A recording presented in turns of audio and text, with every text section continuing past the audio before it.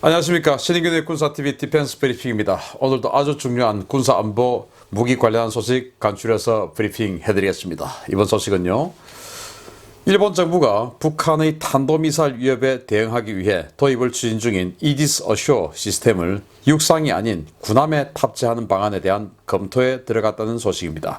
아시아 최대의 이지스함이 나올 전망입니다. 일본 방위성이 지상 배치형 이지스 어쇼 시스템의 군함 탑재형을 고려 중이며, 이럴 경우에 최소 10,000톤이 넘는 대형 전투함이 등장할 수 있다고 교도통신이 방위성 관계자를 인용해 11월 1일 보도했습니다. 방위성은 현재 이지스 어쇼 시스템을 군함에 탑재하는 방안에 대해 외부 연구 용역을 의뢰한 상태인데요. 연구기관은 기존의 마야급 이지스 구축함의 선폭을 키우고 배수량을 경하 배수량 기준 9,000톤급으로 확장해서 만재 배수량 기준 최소 10,000톤급이 넘는 대형 함선을 도입하는 것이 바람직하다는 결론을 낸 것으로 전해졌습니다. 당초 이지스 어쇼의 제작사인 록히드 마틴은 지상 설치용 이지스 어쇼를 해상 플랫폼에 설치할 경우에 안전성 문제가 발생할 수 있어서 반대하는 입장이었는데요. 최근 일본 측과 이 같은 문제 해결을 위해 록히드 마틴과 기술적 논의에 착수한 상황입니다. 일본은 이지스 어쇼 시스템에 적용하기 위해 기존의 스파이 1D 레이더보다 압도적으로 뛰어난 성능의 차세대 이지스 레이더인 스파이 7 버전 2를 록히드 마틴에 주문한 상태인데요. 이 레이더는 차세대 질화갈륨 소자를 이용한 능동 전자주사식 레이더로 탐지 거리와 연속 가동 시간 면에서 스파이 1을 압도하는 능력을 갖춘 레이더로 알려져 있습니다. 일본이 이러한 레이더를 장착한 차세대 이지스함을 건조할 경우에 그 수량은 2척이 될 것으로 보이는데요. 이 MD 전용 이지스함은 2000km급의 추적 능력을 보유하는 것은 물론 기존의 방공 네트워크와 연동해서 자위대의 방공 작전 능력을 한 차원 더 끌어올려줄 것으로 전망됩니다. 정말 지금 육상에 배치하고 있는 사드나 이런 것보다 훨씬 더 강력한 능력이죠. 지금 이 루마니아나 폴란드에 배치하는 이 이지스 어쇼보다 더 강력한 능력. 그래서 스파이 7입니다. 스파이 7. 그러니까 우리 한국 해군의 세종대왕함이나 우리가 지금 차세대 또 이지스함으로 만들고 있는 이 세종대왕 배치 2 이런 것도 전부 다 스파이 1인데 이 레이더 시스템이 이건 스파이 7이에요. 그리고 미 해군이 지금 차세대 구축함으로 만들고 있는 그 레이더도 AMDR 그게 또 스파이 6거든요. 그보다 더 진보한. 그러니까 이지스 레이더 같은 경우는 한 1000km를 탐지하고 이제 추적하고 하는데 사드 같은 경우는 한 1800km를 탐지하지 않습니까? 그런데 이 이지스 어쇼의 스파이 7은 2000km를 추적합니다. 그러니까 2000km 내에서 탐지만 하는 게 아니고 거기에서 여격 작업까지도 할 수 있는 그런 어마어마한 그런 성능을 가지고 있는데, 문제는 이게 일본이 이제 이 지상에다가 배치하려고 했다가 그 지상 인근에 사는 주민들의 반대로 인해서 그 민원 때문에 지상에 배치할 수가 없게 됐습니다. 왜냐하면 SLBM이나 이런 것들이 어디에서 날아올지 모르기 때문에 어디로 이 미사일이 갈지 모른다. 자, 그러면은 이 SM-3 미사일 같은 경우에는 이 밑에 부스트가 로켓 부스트가 달려 있거든요. 그러면은 이렇게 부스트가 올라가서 방향을 잡고 가는데 한참 고도를 잡고 가서 이 부스트가 떨어져요. 그러면 이 떨어진 부스트가 어마어마한 덩치, 그러니까 한 2, 3m 되는 덩치인데 이게 우리 집 지붕에 떨어져서 우리 집 불 뚫고 들어오면 어떡하냐? 그럼 나 죽는 거 아니냐? 불안해서 못 살겠다. 이렇게 해서 예정된 기지 인근에 있는 주민들이 반대를 한 겁니다. 물론 우리나라처럼 환경단체, 시민단체 달라붙어서 이제 그렇게 된 건데, 어쨌든 이 전자파 이런 거하고는 차원이 다르죠. 이건 진짜로 그 부스터가 떨어질지 모르니까 진짜로 이 SM-3 미사일 이 부스터가 없는 것 같은 경우는 그냥 날아가 버리면 되는데, 이건 지금 그 부스터가 떨어질 거니까 아니 이 이지스 어쇼 있는 이 기지 근처에 있는 사람들은 불안해서 살 수가 있냐? 안 되겠다. 나가라. 이제 이렇게 된 거죠. 그래서 이 록히드 마틴이 이 이지스 어쇼 레이더 시스템을 지상 배치형으로 개발했는데, 결국 일본은 이제 이걸 그러면 해상 배치형으로 하자. 즉 군함에다 장착하자. 이렇게 된 겁니다. 문제는 록히드 마틴이 아니 이거는 지상은 딱 고정되어 있기 때문에 이 지상에서 탐지하고 추적하고 그리고 SM-3 쏴서 여격하는 그 시스템으로 만드는데 우리는 배에다가 하려고 안 했다. 그렇게 해서 록히드 마틴은 그거 우리 못 해준다. 이제 이렇게 된 거예요. 그 말은 뭐냐? 돈 더 내라 이거죠.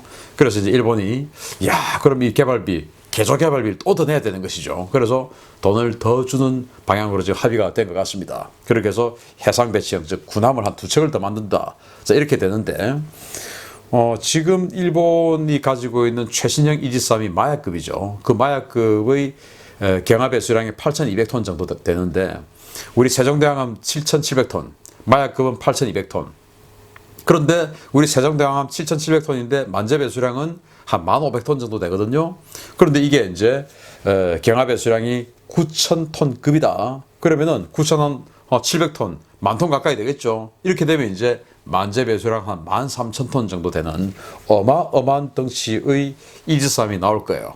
왜냐? 지금 있는 마야급보다 더 폭을 몇 미터 느리고 폭을 몇 미터 느린다는 것은 이 배의 이 선형 균형을 맞춰서 길이는 또 훨씬 더 길게 만들어야 되거든요. 한 이 폭을 느리는 것보다 한 3배 정도 더 길게 만들어야 되니까 덩치가 어마어마하게 커지죠. 그렇게 되면 이제 중국의 난창함이나 비슷한 덩치가 되고 미국의 가장 큰 구축함인 주말트가 15,700톤 되니까 주말트에 필적하는 덩치의 이지스함이 일본이 가지게 될 것이고 그렇게 되면 일본이 정말 이 동북아에서 가장 큰 이지스함을 운용하는 국가가 될 것 같은데 우리하고 격차가 자꾸 벌어지는 것 같아서 안타깝기는 합니다만은 이 미사일로 우리 대한민국도 막아주면 좋겠네요. 왜? 적이 같으니까.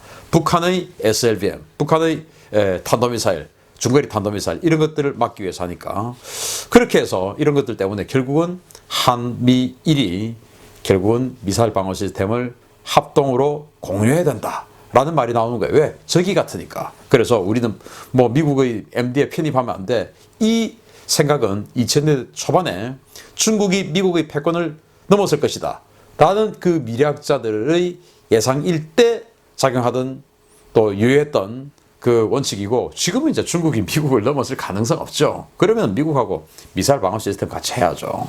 아무튼 일본은 이렇게 준비하고 있다 라는 소식 전해드리면서 다음 소식입니다. 미국이 인류 최초의 우주작전 부대를 창설하고 본격적인 가동에 들어갔다는 소식입니다. 중국과 러시아, 우주에 띄워놓은 위성 걱정해야 되겠습니다. 미국 6회 공군 해병대와 해안경비대에 이어서 6번째 군대 우주군이 최초의 우주작전 부대를 창설하고 가동에 들어갔다고 더 드라이브가 보도했습니다. 미 공군 제750 작전단을 모체로 창설된 스페이스 델타 9 유닛은 콜로라도의 슈리버 공군기지를 거점으로 두고 있는 것으로 알려졌고 위성을 운용하는 2개 전대, 무인 우주 왕복선을 운용하는 1개 분견대와 지원전대 등으로 편성됐습니다. 미군은 이 부대의 임무를 우주로부터 미군의 군사작전을 보호하고 우주에서 적의 위협을 억제 그리고 격퇴하는 것이라고 소개하고 있는데요. 국가 지도부의 결단에 따라 궤도작전을 수행할 수 있다고 밝히고 있습니다.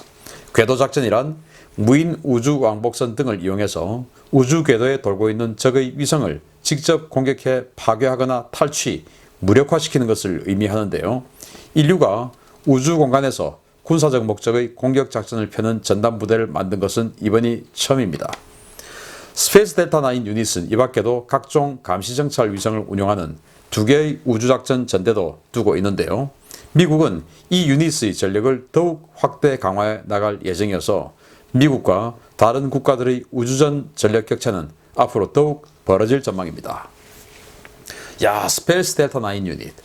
왜 9인지는 모르겠습니다. 어쨌든 스페이스 델타 9 유닛인데 미국은 이제 6번째 군대, 육군, 해군, 공군, 해병대, 그리고 해안경비대, 코스트가드죠. 그리고 이제 이 우주군 이렇게 해서 6번째 군대를 창설을 했는데 여기에도 당연히 우리 해군작전사령부, 공군작전사령부 이런 것처럼 우주작전사령부를 만들었고 그 우주작전사령부의 최초의 전투부대를 만들었어요. 그게 이제 스페이스 델타 9 유닛입니다.